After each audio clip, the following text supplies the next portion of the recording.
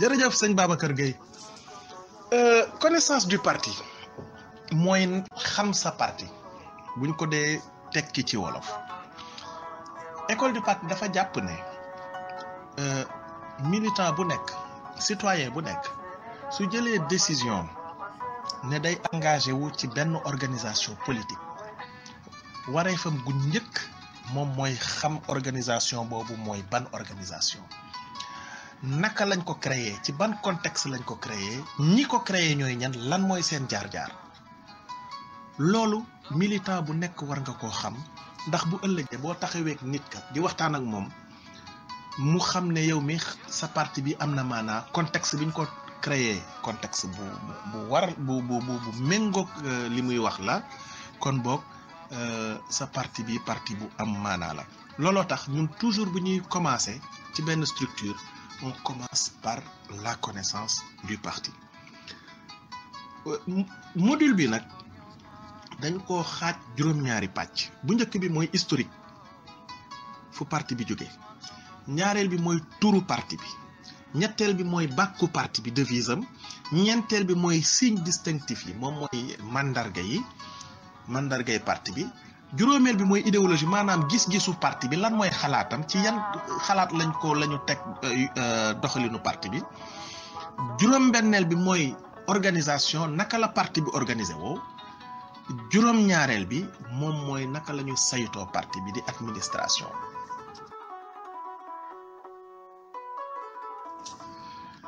pour xam lan moo tax ñu créer parti bi yaakaar naa ni il faut que ñu remonter à plus longtemps quand même parce que parti bi 2014 lañ ko créé waaye li sabab création sori na 2014 ndax Sénégal dafa di réew moo xam ne en 1960 ci la jëlee indépendance am mu jël ko ci condition yu ñëpp xam négociation ak France et précisément ak Charles de Gaulle ñu jox ñu ko dans un contexte particulier ndaxte booba am na ay réew anglophone yoo xam ne ñu ngi leen di jox seen indépendance te bañoon na li xew ay yeneen réew yi xew ci Afrique moo tax pays francophone yu bari ñu jox leen indépendance nag ak condition maanaam da ngay bokk ci communauté bi ngay am coopération particulière ak France am privilège yu bari yoo xam ne da nga koy jox France ci conditions yi lañ demee indépendance waaye ba ñuy dem indépendance dafa am ay réew yoo xam ne ñun ñoo tolloo woon doole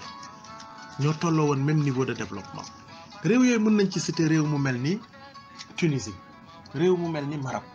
réew mu mel ni Corée du Sud mi nga xam ne sax ñun ñoo ko rawoon loo xam naa ne buñ ko waxee dina naqaree gëm waaye Corée du Sud Sénégal daf ko daan dimbali un moment réew yu mel ni ay Malaisie ay Singapour ñoo tolloo woon niveau de développement ndaxte Sénégal 1960 waxuma sax tolloog ñoom niveau de développement mais dafa amoon un avantage particulier sur ces pays là plusieurs avantages d'ailleurs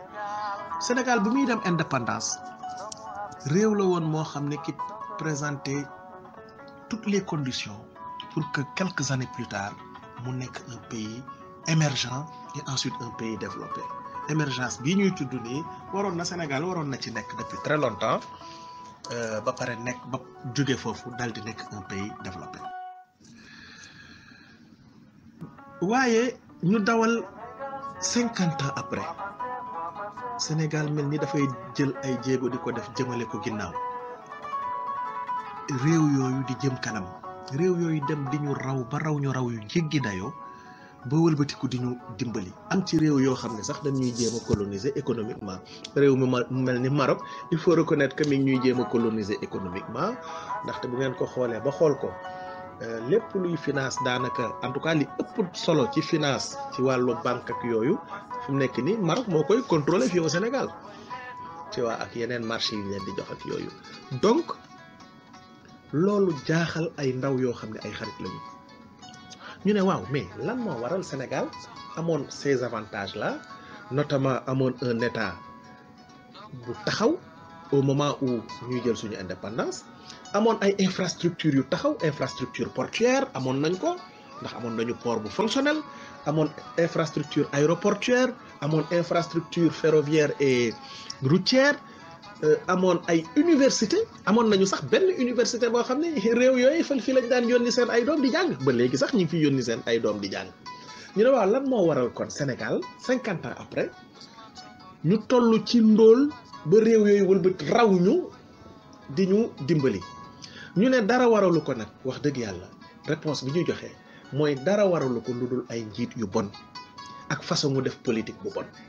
waaw moom mais face à une telle situation xarit yooyu doon toog di waxtaan nga xam ni ñi ci ëpp ministère des finances la ñu nekkoon ñenn ñi ay inspecteur des impôts la ñu woon am ci ay inspecteur du trésor am ci ay homme d'affaires am ci ñeneen ñu nekk tamit am ministère des finances ñu ne est-ce que dañoo war a toog ñoom en tant que haut fonctionnaire croiser les bras wala war nañoo dugal seen loxo ci doxalinu réew mi ñoom ñëpp ànd ne war nañoo dugal seen loxo ci doxalinu réew mi pour que réew mi changé ndaxte ñoom lépp lu nu am réew mee leen ko jox réew mee leen jàngal réew mee leen yar réew mee leen jox tamit liggéey bi nga xam ne moom la ñu am. alors ñu ne nag ci ban anam lañ koy defee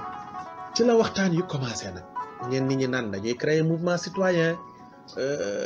ndax lépp lu xew ci réew mi comme ñun mosuñoo def politique nañu créer mouvement citoyen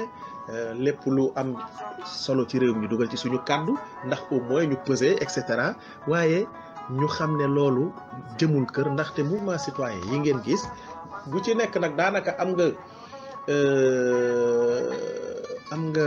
défaut wu parti politique yi waaye amuloo seen ay avantage ñu jël ko teg ñu jël donc idée boobu ne kon boog ndegam Sénégal fi mu nekk ni am na plus de 250 partis au lieu que ñuy créer beneen parti politique nañu dem intégrer yeneen parti changer seen mentalité ñu ne waaye réponse bi ñu ci daal di indi ne loolu kat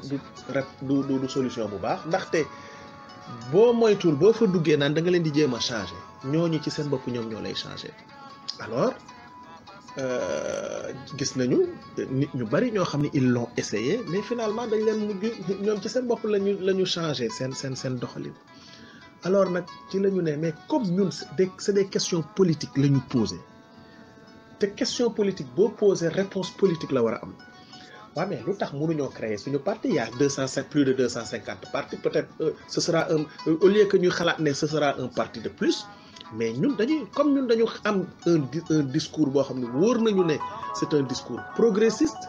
et puis dañu bëgg a def autrement la politique mais on sera différent des autres partis te bés bu Sénégalais yi déggee suñu discours bu ne toq ci seen nopp dootu ci génnati alors ci la ñu d'accord ci créer parti ñu daal di créer parti nag bu tudd Patriotes du Sénégal pour le travail l'éthique et la fraternité ginnaaw ba ñu créer parti boobu léegi nag se posera la question justement de ces dirigeants et maanaam kan moo war a jiite parti bi loolu daal di nekk problème ñu bari dañoo yaakaar ni fi mu ne nii Ousmane Sonko moo créé parti bi ku ci wax sax danaan parti Ousmane Sonko way boo parteem la parce que comme ni mu nekkee sama parti comme ni mu nekkee parti sëñ Babacar Gueye et cetera bon yaayu fa am na benn abus de langage bu nit ñi di def waaye parti bi Ousmane Sonko créé wu ko bokkoon na ci ñi daan xalaat waaye créé wu ko kon bi ñu taxawalee parti bi ba war a jëm ci assemblée générale ci la ñu taxawee ne nag nañu xalaat nan la ñuy def ba doter ce parti là d'un président boo xam ne dina ko mën a doxal ci anam yu gën a ay nag booba kàngam yu bari ñoo waroon réflexion boobu waaye ñu ne mais naka la ñuy def naka la ñuy def pour choisir un parmi nous c'est ainsi que la ñu toog xalaat ne nañu jël critères yi nañu ne ki war a jiite parti bi kat ñetti qualité yi war nañoo daje ci moom première qualité bi dafa war a nekk un patriote invétéré deuxième qualité bi mooy dafa war a nekk koo xam ne amul benn gàkk-gàkk ci jaar-jaaram ca ba muy tàmbalee jàng ba muy liggéey kenn gisalu ko benn gàkk-gàkk ñetteelu qualité bi moom mooy dafa war a nekk nit ku am xam-xam nit ku am vision nit koo xam ne il comprend vite les situations ñu ne kooku moom la ñu war a tànn pour def ko suñu président parti bi ñu xoolee dañu xalaat ne que ci parmi tout ce qui était présent ki nga xam ne moo gënoon a réunir ces critères parce que ñu bari réuniroon nañu ces critères là mais ki ñu yaakaaroon ni moo gën a réunir ces critères là du woon keneen ku dul Ousmane Sonko. ñu dem gis ko ne ko ah sëñ bi yow daal suñu assemblée générale bii di ñëw yow la ñu xalaat ni yow yaay nekk président parti bi yow la ñu bëgg a samp nga nekk suñu président li sénégalais yu bari xamul tamit mooy dans un premier temps Ousmane Sonko avait refusé le poste de président du parti waaye pression yi daal di metti ci kawam ñu topp ko rek bañ koo bàyyi ba finalement mu mujj accepter nekk président parti bi et les raisons qu'il avait donné mooy d'abord moom dafa sonn mënul nekk président parti parce que dafa sonn depuis bi mu créé syndicat bi ba léegi dafa amoon pression bu metti bu nekkoon ci kawam te mi ngi soog a pare deuxième mandat dafa bëgg a noppaliku et puis tamit mayaale tuuti temps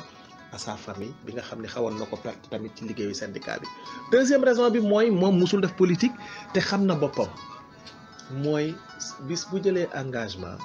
du dellu ginnaaw xam naa ne nag booba wóoluwul woon tellement yenn nit ñi nga xam ni ñoo nekkoon di préparer assemblée générale bi te nag l'histoire lui a donné raison parce que pour la petite histoire parmi la cinquantaine de personnes yi nga xam ni ñoom ñoo fekkee woon assemblée générale bi juróom-ñaar rek ñoom ñoo ci des bu ñu demee ba ci biir xam naa ni dinañ leen citer ñoom juróom-ñaar yooyu nga xam ne ñoom ñooy les membres fondateurs yi resté ci Pastef ba léegi. waa ci noonu nag la ñu daal di falee Ousmane Sonko comme président du parti boobu ba léegi nag muy doxal ñu ne ko dina metti nag jaar-jaar yi dina metti ndaxte parti bi kenn xamu fi benn responsable.